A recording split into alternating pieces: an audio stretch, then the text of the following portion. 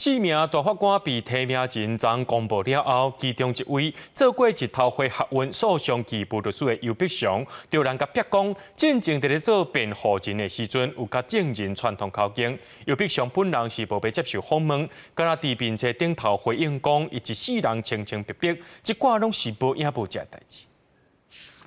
大法官被提名人30做一个公开，真出名的冤案律师尤碧祥嘛是其中一个。过去几啊届参加废除死刑的活动，嘛捌做过太阳花学运义务律师，不过名单单才公布，争议就随来啊。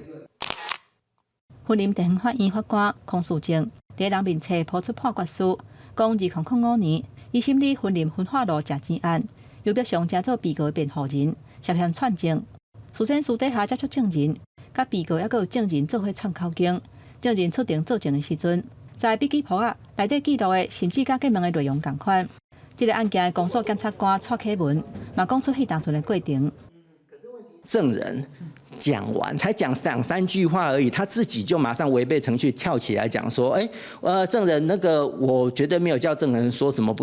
不是真实的话。”我认为光是以这样子个案的一个心虚表现哈，我认为说他的品格就是有蛮大的瑕疵的。大法官徛伫权力冲突的核心，做出法学价值的判断。蔡启文认为讲，尤碧祥有品格问题，并无适合都连力赢因家己的人，嘛哪像出现无共款的声音，无挺蔡总统提名人选。立委苏治芬转达普文，讲尤碧祥甲证人做伪证，互提名做大法官，实在是不可思议。立法院在审查大法官的公听会跟审查，包含说质询的程序，都是真刀真枪、即问即答的。我相信他们自己都应该理解，他们会面对到什么样的考验，才可以胜任这个职务。